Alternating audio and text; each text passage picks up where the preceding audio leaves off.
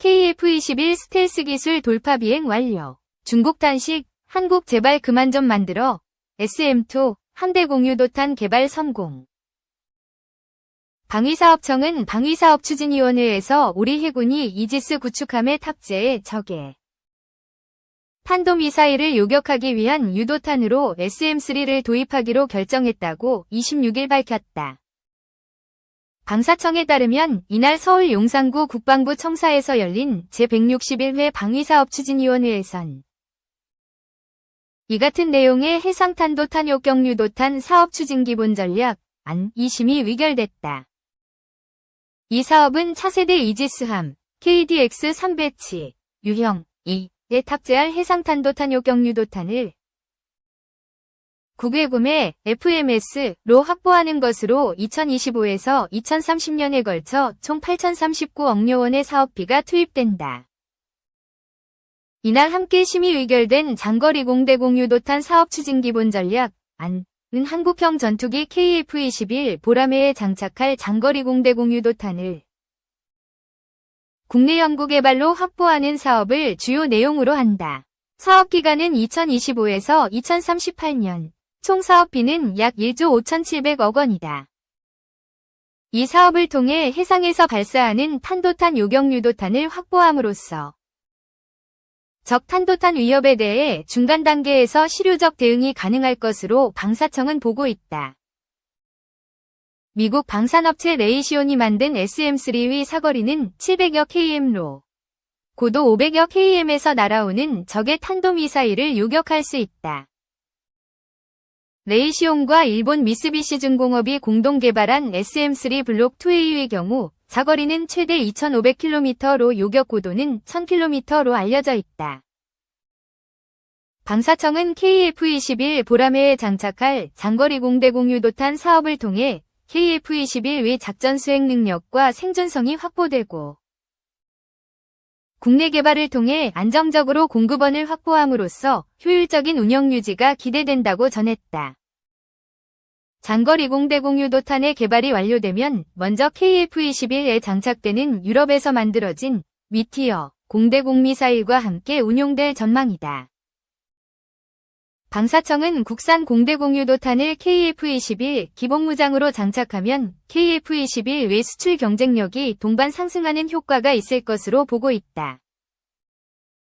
방사청은 장거리 공대 공유도탄 및 해상탄도탄 요격유도탄 사업은 향후 사업 타당성 조사를 통해 사업 추진 계획의 적절성을 확인하고 관련 기관과 세부 방안을 검토한 후 사업 추진할 예정이라고 전했다. 이날 방추위에선 근접방어무기체계 CIWS 사업 추진 기본 전략 수정 안 및 체계 개발 기본 계획 수정 안 울산급 배치함 건조 계획 안 도심이 의결됐다. 2021년에 시작된 이 사업은 2036년까지 진행되며 총 사업비는 약 8,957억 원이다. 이 사업을 통해 적의 위협으로부터 함정의 생존 능력과 작전 지속 능력을 증가시켜 우리 해군의 전력 운용에 기여할 것으로 방사청은 전망하고 있다. CIWS-II 사업은 대공대함 위협으로부터 함정의 최종 단계 방어 능력을 확보하는 사업이다. 이번 수정 안을 통해선 한포체계 등 CIWS 핵심 구성품에 대한 국산화 계획과 물량 확보 계획 변경 등을 반영해 사업기간과 물량을 조정하고 드론 위협 증가 등 최근 전쟁 양상 변화를 고려한 CIWS의 진화적 개발을 추진할 수 있도록 하는 내용이 반영됐다. 울산급 배치 사업은 노후한 초계함, 호위함 등 경비함정을 대체하기 위해 최신 호위함을 건조하는 것으로 이 사업이 종료되면 울산급 배치부터 배치까지의 신형 호위함 확보가 마무리된다. 사업기간은 2023에서 32년, 총 사업비는 약 3조 2,525억 원이다.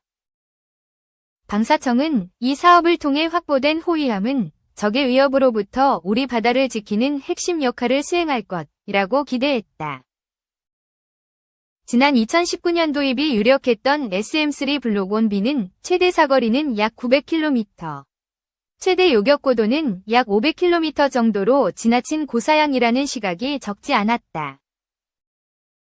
이번에 SM-3 도입이 결정된 것은 북한 후방기지, 영저동기지 등에 배치된 탄도미사일이 고각발사로 우리 수도권을 겨냥할 경우 미국산 패트리엇 PAC-3 미사일이나 국산 천공-2 미사일로는 요격이 어려울 것이라는 판단 때문으로 분석된다. 그동안 전문가 일각에선 한국은 하층방어 기반 요격 방식에 머물러 있고 주한 미군에 배치된 사드도 요격고도가 40에서 150km라는 점에서 상층방어는 공백 상황으로 다층방어의 충분성을 갖추지 못한 상태라고 지적한 바 있다. 대표적인 이지스함 탑재 요격미사일은 SM-3와 SM-6가 있다. SM-3는 상층 방어가 가능한 요격 전용 미사일이지만 SM-6 미사일은 대함 대공 등 다용도이기에 탄도탄 방어에 특화된 요격 미사일로 분류되긴 힘들다는 얘기다.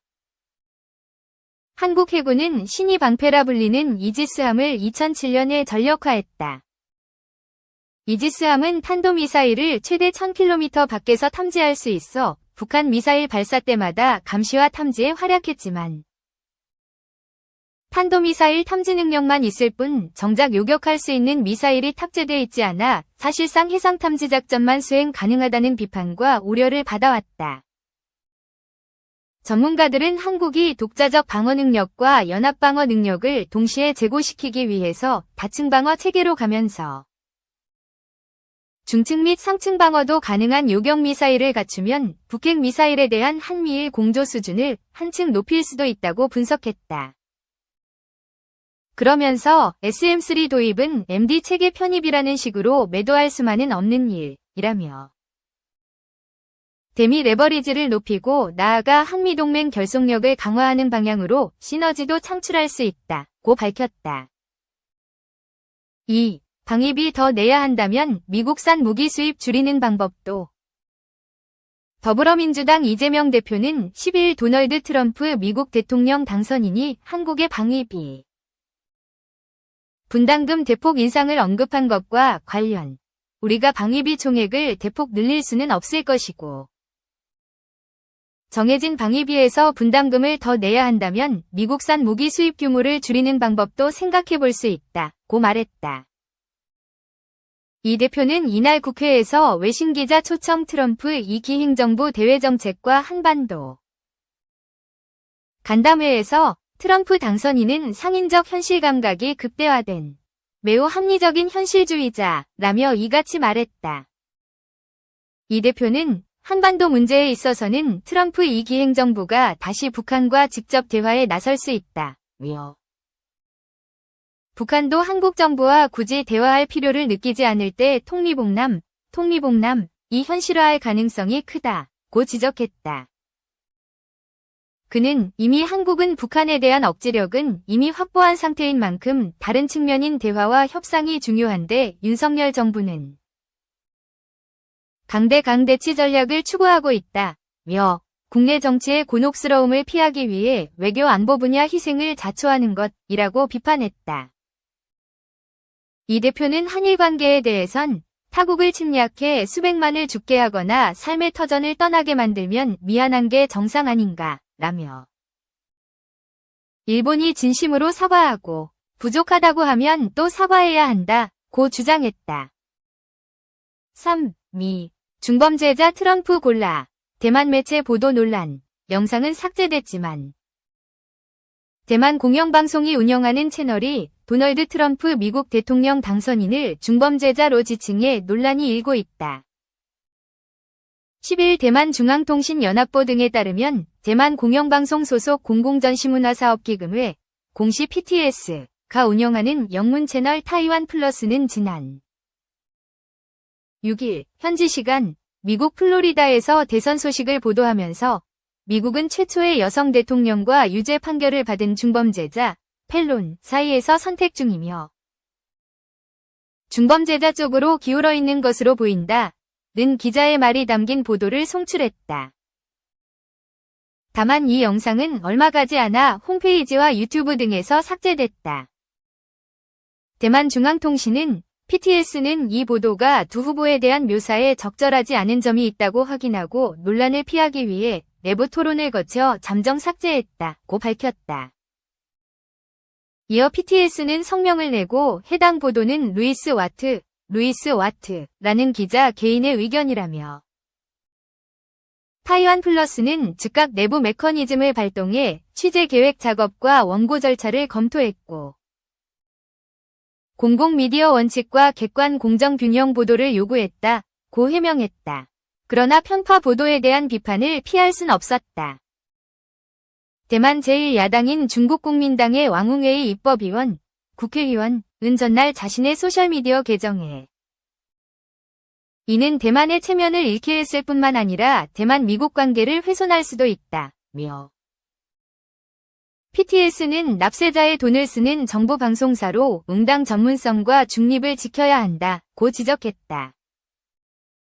이어 이 보도는 집권당, 민주진보당 입장을 대변한 것인가?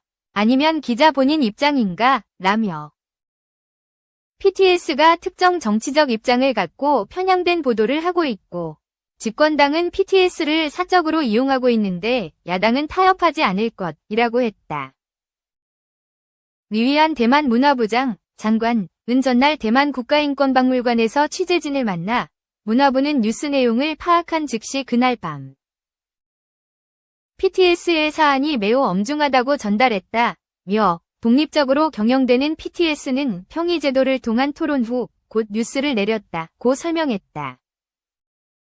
리 부장은 이번 보도가 대만-미국 관계를 해칠 수 있다는 야권 우려에 대해서는 사안이 계속 부각될지 예단할 수 없다고 말했다. 한편 대만은 중국 반발에도 불구하고 조 바이든 미국 정부의 중국 견제 핵심 축이 돼 미국과 반도체 안보 협력을 강화해왔다. 미중 대립 구도 속에 올해 1월 열린 대만 대선에서는 친미 반중 성향의 라이칭더 총통이 승리해 민진당의 3연속 집권을 성공시켰고 미국은 대만에 대규모로 무기를 판매하는 등 라이칭더 정부를 지원했다. 대만 일각에서는 이번 미국 대선 기간 동안 대만 방어 의지를 명확히 하지 않은 트럼프 당선인이 선출됨에 따라 바이든 행정부 시절 대만-미국 관계 정책에 앞으로 변화가 생기는 것 아니냐는 우려가 나오는 것으로 전해졌다.